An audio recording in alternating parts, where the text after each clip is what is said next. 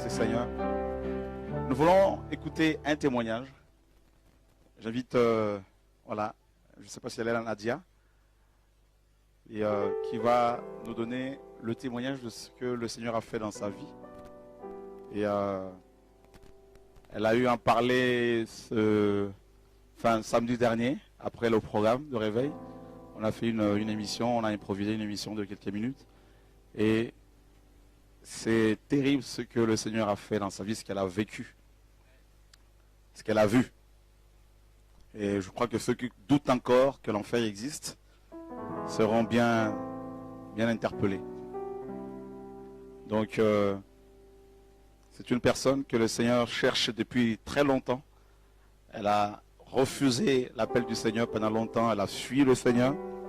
Et Dieu est allé la chercher. Et voilà. Donc, que toute la gloire revienne au Seigneur, au nom de Yeshua. Amen. Bonjour à tous. Je m'appelle Nadia et à mes côtés, c'est ma petite sœur Gloria. Je lui ai proposé de m'accompagner dans ce témoignage parce qu'elle aura beaucoup à dire aussi. Alors, je vais essayer vraiment de vous expliquer ce témoignage très douloureux, très émouvant pour moi en tout cas, du mieux que je peux. C'est une longue histoire. Donc c'est le témoignage d'un châtiment que Dieu m'a fait subir il y a quelques mois en fait. Donc comme dit l'apôtre Chora, Dieu me cherche depuis très très longtemps et je n'ai jamais répondu à ses appels. Dieu est un Dieu lent à la colère comme on dit, mais au moment où il sévit et ça fait mal.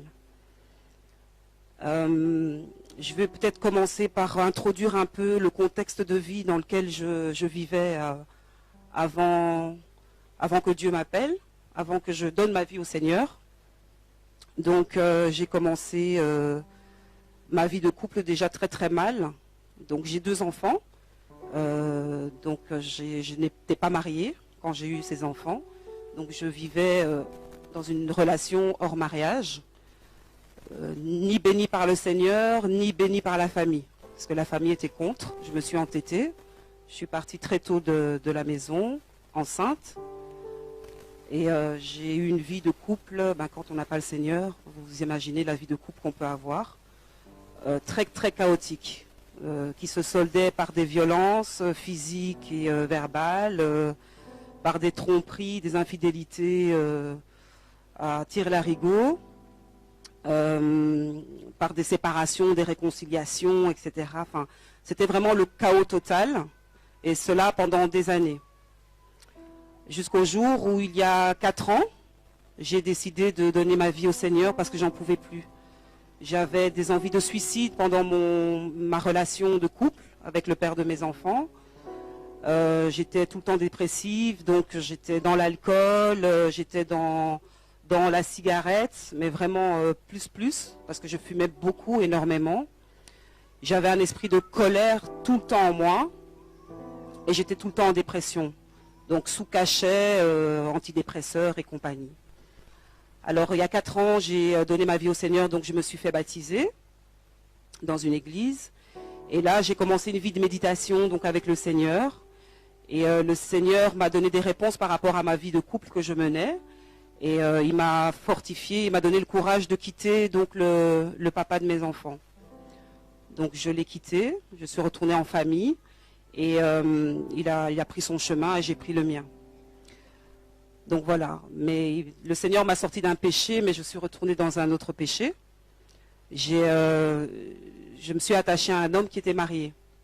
Donc j'ai commencé, au bout des 2 ans de séparation avec le père de mes enfants, j'ai rencontré un homme.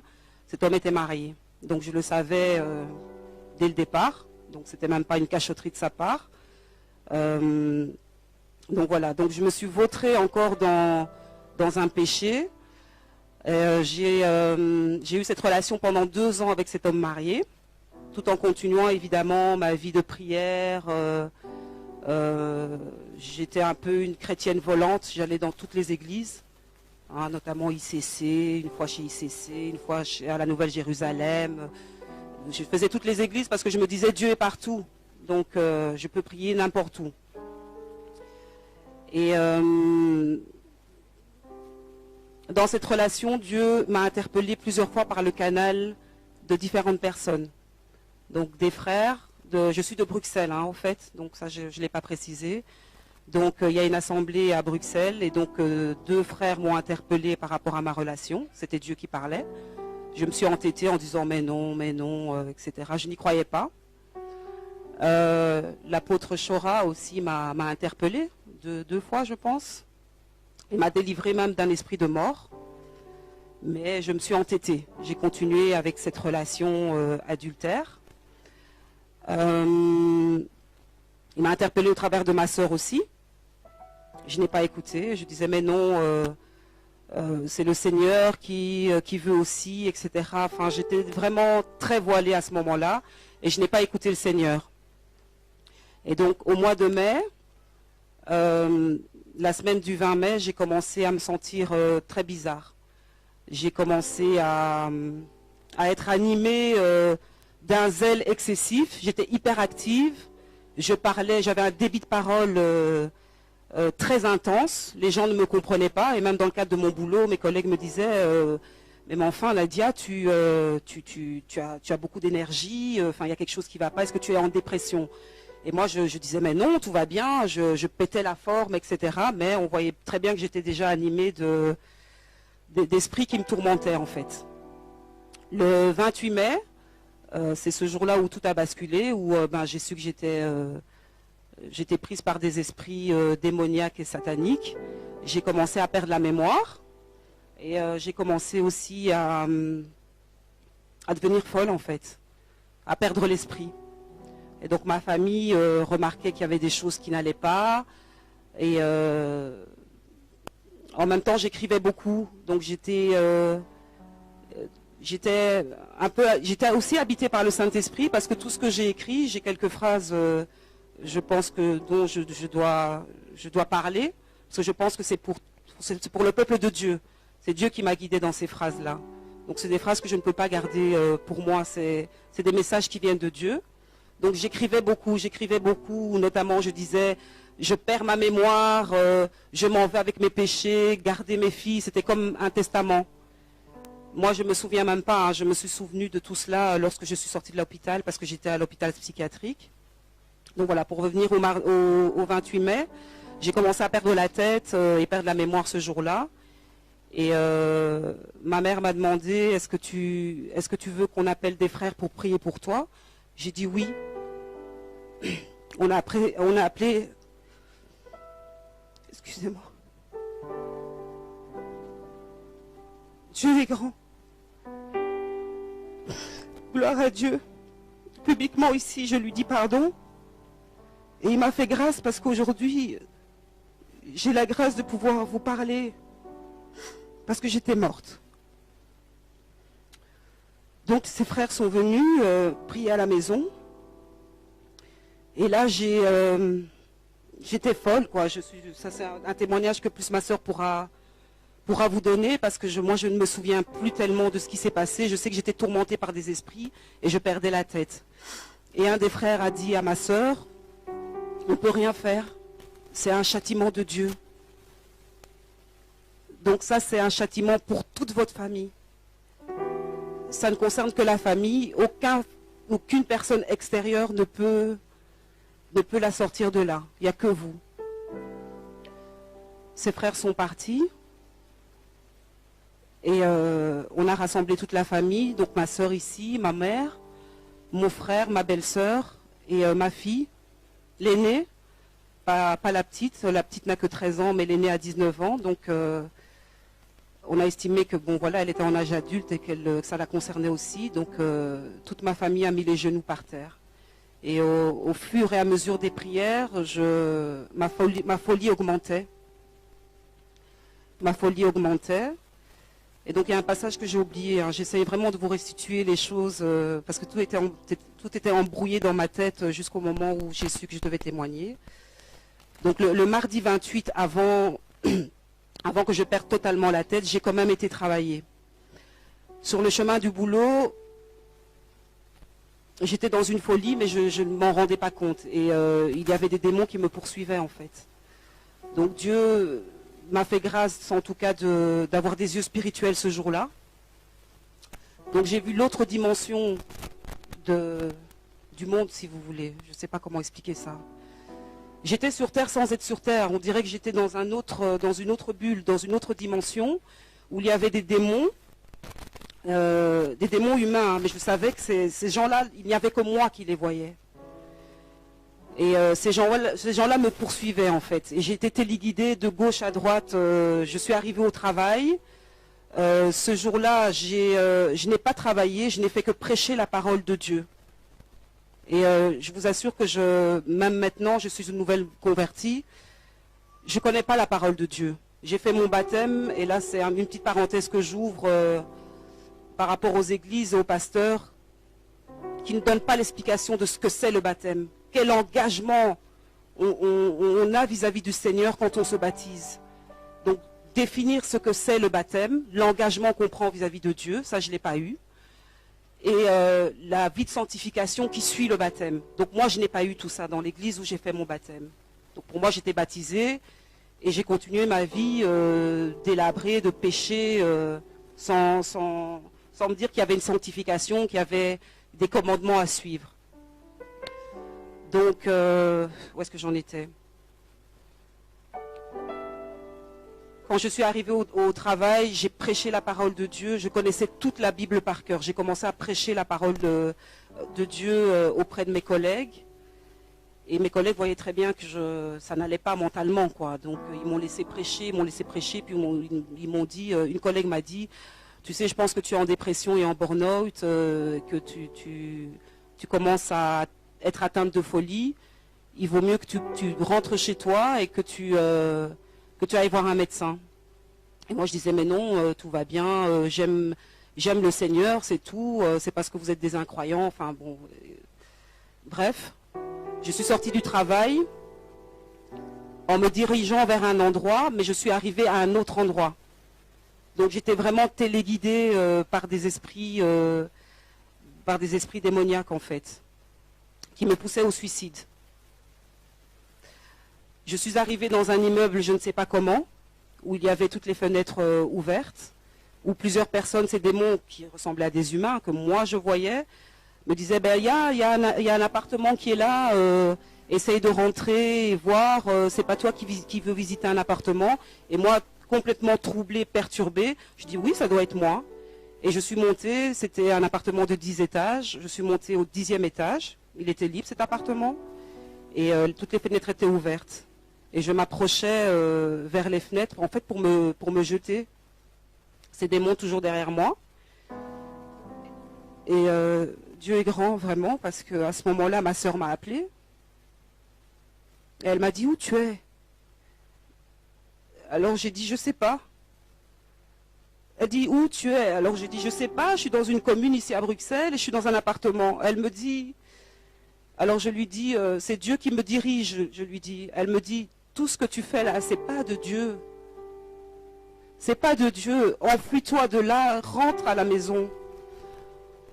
J'ai commencé à courir. J'ai laissé donc ces démons derrière moi. J'ai commencé à courir. J'étais enfermée dans l'immeuble. Enfin, j'ai su sortir de l'immeuble. Et je me suis enfermée dans une cabine téléphonique, en fait, où j'ai téléphoné à ma sœur, qui n'avait plus d'unité. Moi-même, mon portable, j'avais plus de batterie. Et là, je suis rentrée à la maison.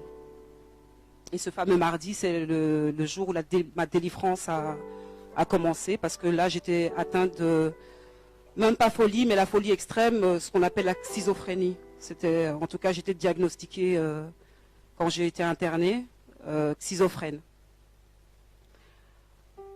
Donc, on est resté 4 jours. J'ai eu 4 jours de délivrance et 2 jours de coma. De coma spirituel. Enfin, mon âme n'était plus là. Je respirais, j'étais là, à côté de mes proches, mais moi j'étais partie. Ce que Dieu, en tout cas, m'a fait grâce de voir, c'est que j'étais dans mon cercueil. J'ai vu ma tombe, j'ai vu que j'étais dans le cercueil, et à un moment donné, j'étais propulsée dans la galaxie, l'espace. J'ai vu quelques étoiles. Et je suis restée, j'ai l'impression que je suis restée vraiment dans cette galaxie pendant une éternité. Ça durait et j'errais, mon âme errait, j'errais, je me demandais mais qu'est-ce que je fais là? Qu'est-ce qui se passe? Et il faisait noir. Il faisait noir. Et après ce que j'ai vu les ténèbres, donc une nuée très sombre et une nuée et la lumière en fait. Donc j'ai compris par la suite parce que j'entendais des voix. C'était vraiment les anges de Dieu et les suppôts de Satan qui se pas négocier parce qu'on ne négocie pas avec Dieu, mais le diable qui réclamait mon âme en fait et ma vie. Et il disait mais enfin Seigneur, il y a un pacte qui a été fait, elle n'a pas suivi tes voies, elle n'est plus digne d'être appelée enfant de Dieu. Donc elle est devenue mon enfant, donc voilà, il faut nous la laisser. Donc c'était vraiment comme s'il y avait un combat spirituel entre les ténèbres et la lumière. Et à ce moment-là, je sais pas, un esprit démoniaque m'a pris et m'a demandé si j'étais prête. Et il m'a dit, regarde en bas, là-bas, le trou noir que tu vois, on va y descendre. Et là, j'ai commencé à crier. Et je criais réellement, puisque ma sœur m'a dit par la suite, quand j'ai retrouvé mes esprits, que Dieu est vraiment grand, et il a tout fait, c'était vraiment sous son contrôle, parce que la manière dont tu criais, c'est pas possible qu'on n'ait pas eu des voisins qui sont venus à la maison pour réclamer des tapages nocturnes en plus, puisque ça se passait la nuit. Et donc cet esprit démoniaque m'a précipité dans le trou. Et en fait, j'ai vu de la terre, on descendait vraiment les profondeurs de la terre. J'ai vu beaucoup de terre et il faisait noir et je criais, et il faisait noir. Et au plus on s'enfonçait, au plus je criais. Et puis à un moment donné, on s'est arrêté, comme dans une espèce d'ouverture, comme dans une grotte. Et là, l'esprit m'a dit, est-ce que tu es prête? Parce que ici, c'est l'enfer. Et on va commencer à prendre... Je suis vraiment désolée. Hein. Comme je disais la fois passée, c'est quelque chose que j'ai enfui dans ma mémoire. Je ne voulais pas témoigner à la base. Mais Dieu me pousse pour libérer son peuple, donc je ne peux pas garder ce témoignage pour moi, mais c'est ce que j'ai vécu est très douloureux. Donc cet esprit démoniaque m'a expliqué que voilà, ici c'est l'enfer, on va commencer à atteindre le premier niveau, et il m'a expliqué qu'il y avait 7 niveaux en enfer. Et que là, on allait commencer au premier niveau. Donc il m'a amené au premier niveau, moi je fermais les yeux et je disais non, non, et je criais au Seigneur. Je disais Seigneur, Seigneur, non, pardon pour ce que j'ai fait, je me repentais. Et l'esprit démoniaque me disait c'est trop tard, c'est trop tard. Voilà, ça c'est le premier niveau. Et là j'ai vu des bêtes horribles comme des serpents, des scorpions, enfin des bêtes qui sont même pas, qui n'existent pas sur cette terre. On est descendu au deuxième niveau. Il m'a dit, voilà, ça c'est le deuxième niveau. Moi, toujours en train de crier, non, je ne veux pas, Seigneur, Seigneur, libère-moi. On est descendu au troisième niveau. Et au troisième niveau, il m'a montré une personne qu'on châtiait, en fait. Donc, cette personne était un homme. Et cet homme recevait des coups de couteau. Et à chaque coup de couteau, qui transperçait son cœur, il ne mourait pas. Il ne mourait pas, le sang giclait, cet homme pleurait, criait, et la plaie se refermait. Et puis il recevait des coups de couteau toujours au même endroit, et le même processus se répétait et se répétait. Et cet esprit démoniaque me disait, tu vois le châtiment, ça c'est éternellement que cette personne-là va être comme ça, en tout cas trucidée par ce couteau. Et je criais, et je disais pitié Seigneur, Seigneur, pardon pour tout ce que j'ai fait. Et pendant ce temps-là, ma sœur me disait que effectivement, il y a eu des moments où tu étais par terre, à genoux, et je demandais pardon au Seigneur, et eux ne comprenaient pas. Et en fait, c'était ma descente aux enfers. Je suis arrivée au 4e niveau, et cet esprit m'a expliqué que le 4e niveau était le niveau de mon châtiment à moi par rapport au péché dans lequel j'étais. Donc péché sexuel, hein, puisque j'ai été condamnée par rapport à ça. Et là, on m'a prise et on m'a mis sur une espèce de grande pierre. Je ne sais pas si vous voyez au temps, je pense, du Moyen-Âge, où on châtiait les gens. On mettait les gens sur une pierre et puis on les tirait, on les écartelait avec des lanières. Donc j'étais sur ce genre de pierre-là. Il y avait d'autres filles, il y avait que des filles à ce niveau-là. On m'a mis sur cette pierre, on m'a ligoté et on m'a laissé là. Et tout ce que je voyais là en dessous de mes pieds, donc la pierre était debout, hein, pas couchée. Donc j'étais vraiment contre un mur. L'enfer ressemble à une grotte, en tout cas là où j'étais, au niveau, c'est une grotte en fait. C'est une grotte où il fait sombre, où il y a du feu à gauche et à droite. C'est un endroit très lugubre où on n'entend que des cris d'épouvante qu'on n'a jamais même entendu dans des films d'horreur. Et moi je criais, on criait avec toutes les filles. Et des démons venaient, me touchaient, me pressaient à mes parties intimes. Et l'esprit m'a expliqué que ton châtiment, c'est d'être violé éternellement.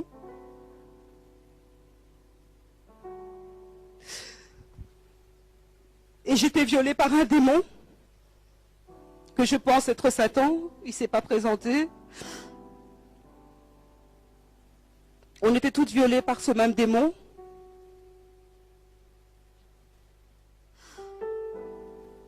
Et naissaient des enfants de ces relations en fait. Tu n'as pas le temps de dormir en enfer. Tu ne dors pas, j'ai cru que j'y étais depuis des siècles. Et c'est sans arrêt, on ne ferme pas les yeux en enfer. On n'a pas un temps où on peut se dire, ah mon bourreau est parti, je peux un peu fermer les yeux et je dors. Non. C'est sans cesse, c'est sans arrêt. J'ai pas vu le 5e, 6e et 7e niveau. Tant mieux. Parce que moi, mon châtiment s'arrêtait là, en fait. Hein. Donc, comme j'ai expliqué, en fonction du péché dans lequel on est, c'est ce que j'ai compris, c'est ce qu'on m'a expliqué en tout cas, c'est ce que l'Esprit m'a expliqué, il y a des niveaux. Il y en a 7. Et vous vous rendez compte le niveau où moi j'étais, plus que la moitié, quoi. Enfin, j'étais presque au niveau du 7e pour moi. Donc le péché de l'immoralité sexuelle est un péché sévèrement puni. Et je priais quand j'étais en enfer. J'ai pas cessé de prier mon Dieu, j'ai pas cessé de demander pardon. J'ai déposé le pardon aussi auprès de la femme de cet homme. Parce que c'est vrai qu'on pêche contre Dieu, mais dans les actes que l'on pose, il faut aussi voir la personne à qui on fait du mal, qui est aussi un enfant de Dieu. Donc moi j'ai demandé pardon.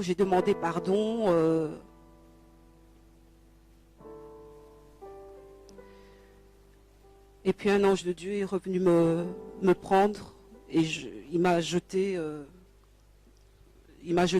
près du parvis de notre Seigneur.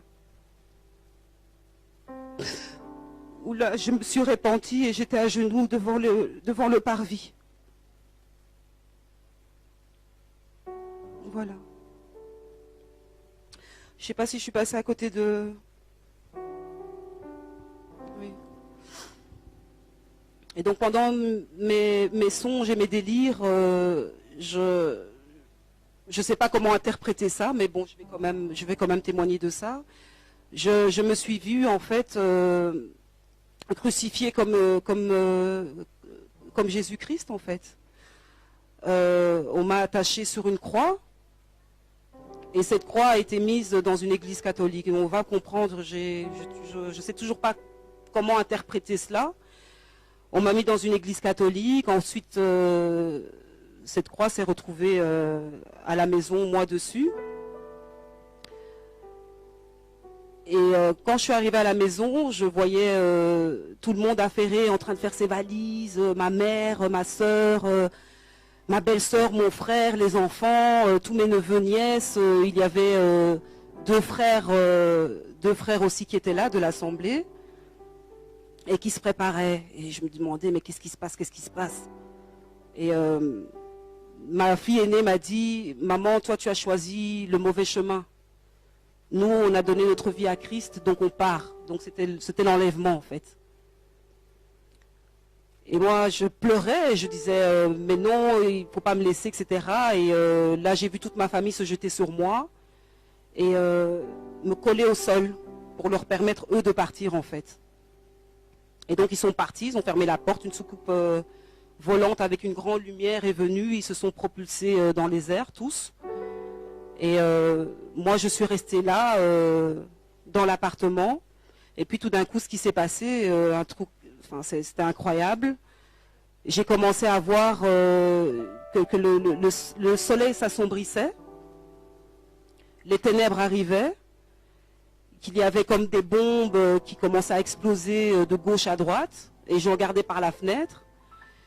Il y avait des bêtes qui ressemblaient beaucoup à ce que j'ai vu quand j'étais en enfer, qui commençaient à monter de partout. Je regardais et... c'est par la suite, hein, en discutant avec la famille et en lisant dans Apocalypse que je me suis dit que c'est l'Armageddon, quoi, en fait.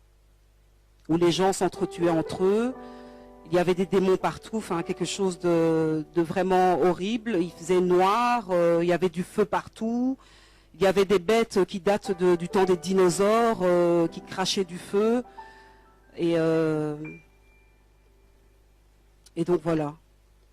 Moi, je restais en enfer, enfermée, et ma famille était partie pour l'enlèvement. Donc voilà, je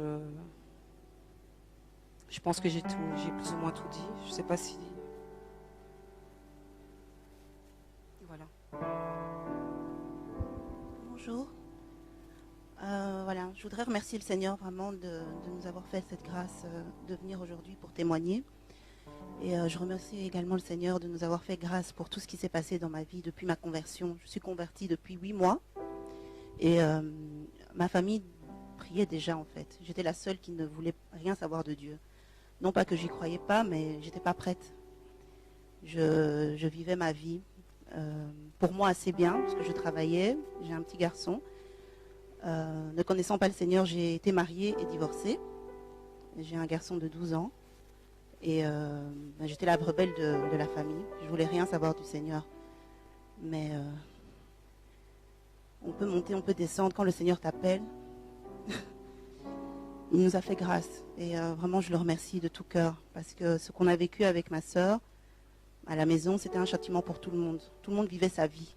Tout le monde ne s'occupait que de soi. Et je pense que le premier enseignement que Dieu nous a donné, c'était ça. Parce que nous avons un Dieu de famille, qui aime la famille. Et la semaine que ma sœur raconte ici, c'est une semaine terrible. Pour nous, ça a duré 1 an. Moi, j'ai l'impression de revivre seulement maintenant. Le Seigneur m'a donné la force de supporter tout ça malgré mon début de conversion. Parce que quand ça s'est arrivé, j'avais que 6 mois de conversion. J'avais le feu. J'allais aux enseignements tout le temps. Donc ça m'a permis de beaucoup comprendre ce qui arrivait, de saisir très vite. Par la grâce de Dieu. Tout ce que je voulais dire aussi, c'est qu'effectivement, elle priait dans des églises de système. Moi, je ne priais pas du tout. Je ne supportais pas d'aller dans ces églises. Est-ce que c'est une grâce? Je ne sais pas. mais il nous a permis d'avoir le message de vérité par mon biais. Donc c'est à ce moment-là que à la maison tout le monde vivait sa vie, mais c'était le repos, les gens s'entendaient bien. Mais quand j'ai amené ce message de vérité, c'est devenu l'enfer déjà. Moi et ma mère, on se disputait tout le temps, pourtant on s'entend bien.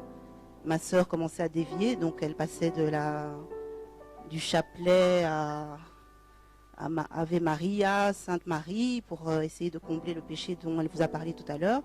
Parce que moi, j'arrêtais pas de lui prêcher que c'était pas bon et que Dieu ne faisait pas d'exception pour tel ou tel enfant, qu'on était égaux aux yeux de Dieu. Mais elle me prétendait que, effectivement, ce qu'elle a oublié de dire, c'est qu'elle a tellement chipoté dans le péché qu'elle a eu même la vision d'un ange de lumière qui s'est présenté comme étant l'ange Gabriel, qui lui a dit « tes péchés sont pardonnés ».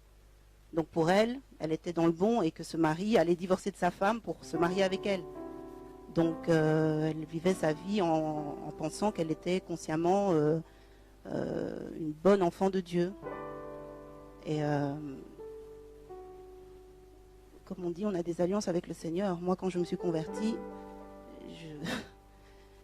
j'étais pour moi, dans ma tête, j'étais bien. Je gagnais ma vie, je voyageais tout le temps. Quand je voulais partir, j'avais ma maman qui gardait mon fils. J'avais l'impression que tout allait bien. Mais moi-même, je m'enfonçais dans un secteur un métier, dans un secteur professionnel qui m'a donné tout de suite un esprit de Jézabel. J'avais la sirène des eaux, j'étais aussi possédée, on peut l'imaginer vu que je ne connaissais pas du tout le Seigneur, et j'ai changé radicalement. Et c'était le secteur du cosmétique, pour peut-être affirmer. Donc la séduction est très forte. Pourtant, j'étais pas ni mannequin, ni vendeuse, non, j'étais commerciale. Il fallait que je trouve des contrats, en fait. Mais ça m'amenait à recevoir très souvent des hommes d'affaires, et je commençais à développer une attitude, que l'éducation que ma mère m'a donnée, ça ne la glorifie pas, et ça ne glorifiait certainement pas le Seigneur non plus. Donc le Seigneur m'a vraiment soulevée au vol, parce que je commençais à être vraiment démoniaque. Mais pour revenir à la semaine de ma sœur, elle a beaucoup mélangé. Elle avait le chapelet à la maison, elle avait un livre de saints, elle parlait du coq à l'âne au niveau des églises du système. Et elle a eu une semaine de Pentecôte où là vraiment tout a valsé, parce que dans une église, je tairai le nom, elle a eu une semaine où il y avait une semaine de jeûne, où il fallait qu'elle jeûne, aller prier là-bas, et elle est revenue avec le feu en disant qu'elle avait eu qu'elle a eu son baptême de Pentecôte. Et c'est là que tout a commencé, en fait. Bien avant la semaine où elle a commencé à délirer, elle délirait déjà. Et moi, Dieu me mettait à cœur vraiment de prier. Donc moi-même, je m'étais mis en jeûne, et Dieu était déjà au contrôle. Donc la semaine où elle a déliré, elle était vraiment, vraiment, vraiment loin. On n'avait jamais, je pense que même dans les films que j'ai vus, je n'ai jamais vu une démence aussi. L'exorciste, elle avait, à un moment, je lui ai demandé qui elle était, et 2 jours plus tard, elle m'a répondu qu'elle était Légion. Elle avait des esprits guerriers comme pas possible. Elle nous a tous tapés. Elle insultait, elle crachait, elle faisait ses excréments où elle était. C'était la totale. Et Dieu a vraiment permis que l'on puisse la libérer à la maison, en famille, parce qu'on habite un 7e étage dans un immeuble social, donc de grande famille. Et personne ne s'est plaint, alors que d'habitude, même quand on tire la chasse, voilà. Donc c'était très dur.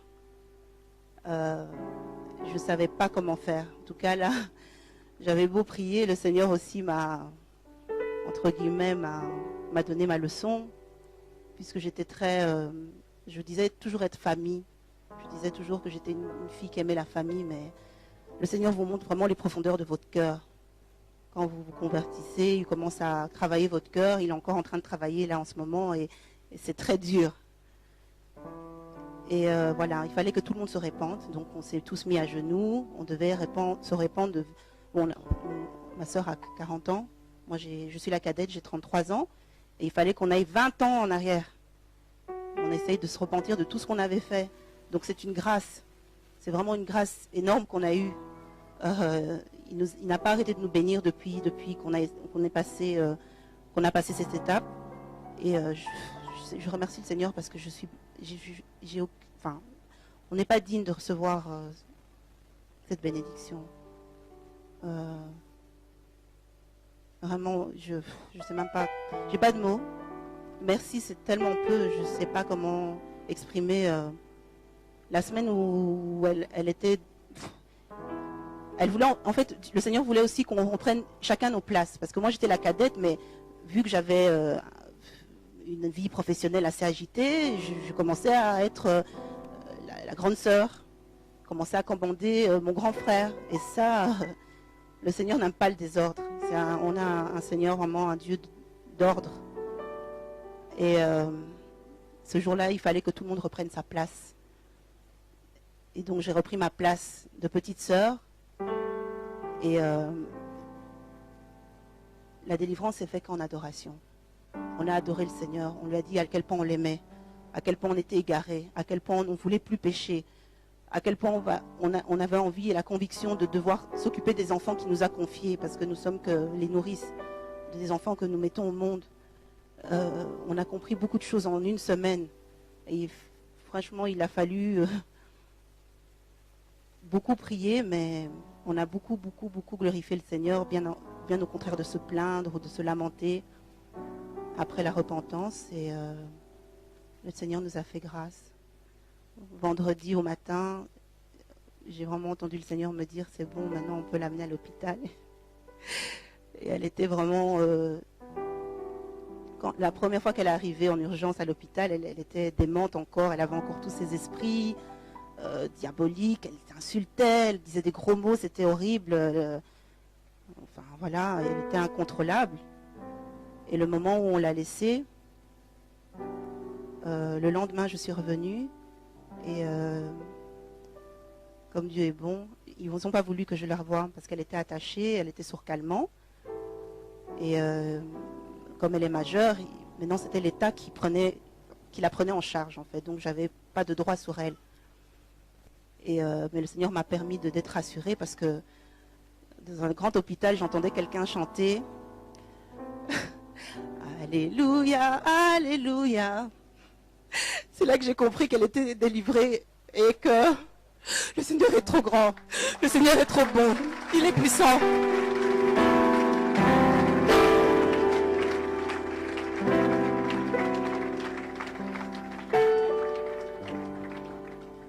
Je tiens aussi à remercier le Seigneur parce que depuis que je me suis convertie, l'alliance que tu fais avec le Seigneur, il est trop fidèle. Le moment où j'ai donné ma vie au Seigneur, j'ai dit Seigneur, en tout cas, on a trop joué avec nous. On est passé par beaucoup de difficultés au niveau de familial, au niveau de la spiritualité. Si c'est toi vraiment Dieu qui me parle, le vrai Dieu, l'unique, le Créateur, fais que toute ma famille se convertisse.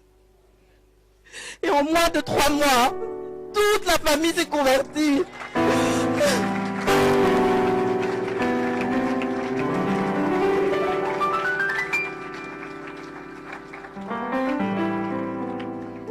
Voilà. Merci beaucoup.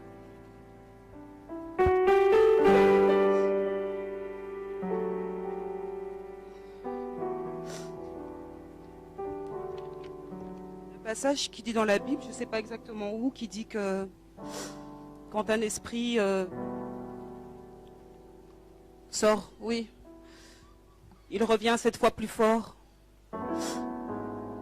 Alors dans mon récit, j'ai bien dit que j'avais eu ma délivrance par le canal de l'apôtre Chora, malgré que j'étais toujours avec cet homme marié et que Dieu m'interpellait, me disait laisse, Dieu, qui je suis Seigneur, merci. Dieu m'a même interpellé de lui-même, il est descendu de son trône et il m'a parlé, il m'a dit je suis l'autorité.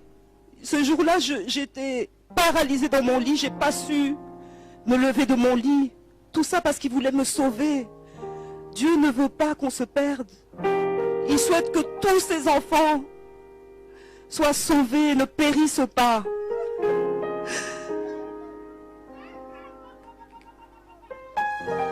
On est un Dieu d'amour. On est un Dieu miséricordieux. Quel est le Dieu qui est parti négocier mon âme, qui était déjà en enfer? Je méritais l'enfer. Beaucoup de gens croupissent là-bas. C'est horrible, frères et sœurs, c'est horrible. L'enfer existe. Moi, j'en doutais. Et je pense que c'est par ce doute-là aussi qui m'a fait voir les choses. Je doutais de l'enfer. J'y croyais pas.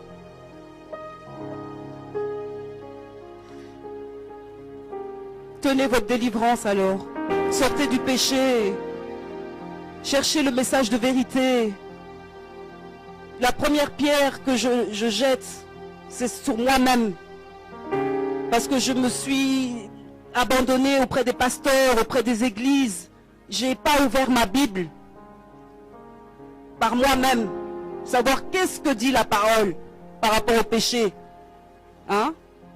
Ces églises où il y a des pasteurs qui mariés, remariés, on ne comprend rien à leurs histoires, où on dit que non, au temps de Moïse, Abraham, il y avait plusieurs femmes, c'est pas grave.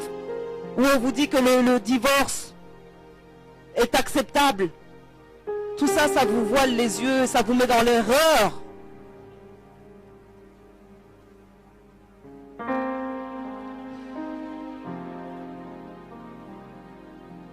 Je vais lire les phrases que le Saint-Esprit m'avait mis avant que je tombe dans la folie extrême.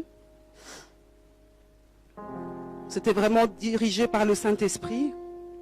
Je les ai découverts en sortant de l'hôpital, en fait. La clé du séjour des morts et le séjour des morts m'appartiennent, dit le Seigneur.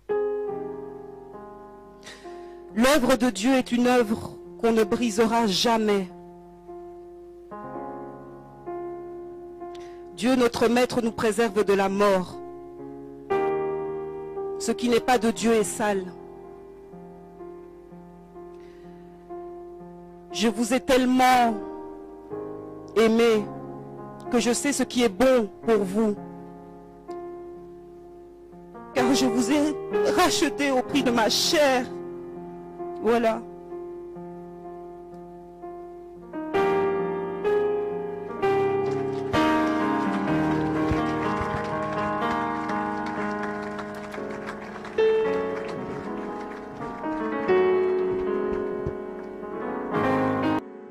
Jésus, je sais d'où je viens,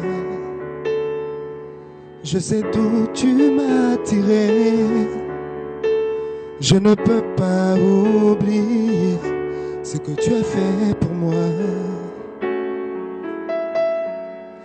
Deux fois je me pose tant de questions. Je me demande quelle est ma destinée. Mais toi qui m'as tiré de l'enfer, tu me conduiras. Fais que je sois là pour toi, que je reste dans ta présence, que ma vie te plaise jusqu'à ce que tu reviennes. Fais que je sois là pour toi, que je reste dans ta présence, que ma vie te plaise jusqu'à ce que tu reviennes. Jour après jour, j'apprends à te connaître, malgré la vie, la souffrance et le mépris. Mais parce que je sais que tu es là, je peux encore espérer. Oui Seigneur, je veux porter ma croix. La chair est faible, mais je veux t'être fidèle. Je vais te plaire jusqu'à la fin, quel qu'en soit le prix. Fais que je sois là pour toi, que je reste dans ta présence,